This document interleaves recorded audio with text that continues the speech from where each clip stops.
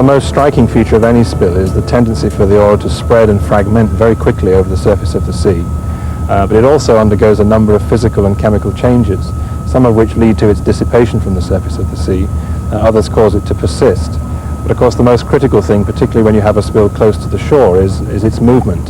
And slicks generally move on the surface of the sea under the influence of the wind and the current. Well, the first thing you should do, of course, is to try and get an aircraft and carry out a thorough reconnaissance of the area to confirm the size and shape of the oil slick, confirm its movement. And once you've done that, you're in a much better position to make your plans as to how you're going to actually tackle the spill. So there are many instances where, in fact, no response is required at all other than to monitor the slick. In the Shetlands in 1993, the Brer ran aground, but thanks to heavy seas and persistent gales, 85,000 tons of oil dispersed naturally, and oiling of the shoreline was minimal and temporary. The second option is the use of dispersants to break up the oil. Dispersants are best administered from aircraft. There are a whole range of aircraft that can be used. Most countries have fleets of crop spraying aircraft, which are often only used for certain times of the year. And there have been a number of instances when those aircraft have been mobilized in the event of a spill. It doesn't take much to convert them for spraying dispersant. Dispersants have both advantages and disadvantages. The main advantages, as I see them, are in reducing the threat to birds and sea mammals and some coastal features such as mangroves.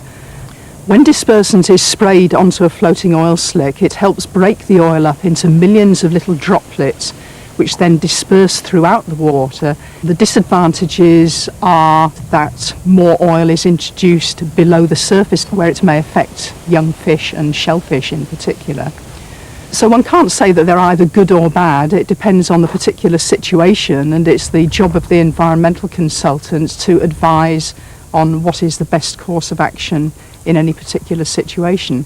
It's very important that dispersants are applied to the oil very, very quickly, because the oil very quickly becomes weathered, very highly viscous, and it's no longer amenable to treatment. This means it's absolutely essential to have the basic decisions about whether it's right to use dispersants or not from the environmental point of view sorted out well beforehand as part of the contingency planning process. While the oil is still at sea, you still have the option possibly of mechanical recovery using booms and skimmers. But that technique also is very dependent on a rapid response because of this scattering effect where the oil becomes widely dissipated over the surface of the sea. It's very difficult to encounter oil in significant quantities. So mechanical recovery also has quite serious limitations. It's also not really suitable for open ocean conditions because the waves and the currents will often be against you. But of course a lot of this mechanical equipment can be used to very good effect to protect specific resources. This is where the equipment really comes into its own. Assuming that most of the oil will reach the coastline, you must start preparing yourself for this event. You must start identifying and protecting all the sensitive resources that can be protected with booms. You need to start bringing in equipment for beach cleanup, making sure people leave the beach. And you must start selecting sites where you can put all the oil and the oil debris that you're going to pick up during the next several days, weeks, to months. Shore cleanup operations can sometimes be an advantage to the environment if, for example, they remove large quantities of relatively free oil from the shore that might otherwise float off and affect a larger area with subsequent tidal immersions.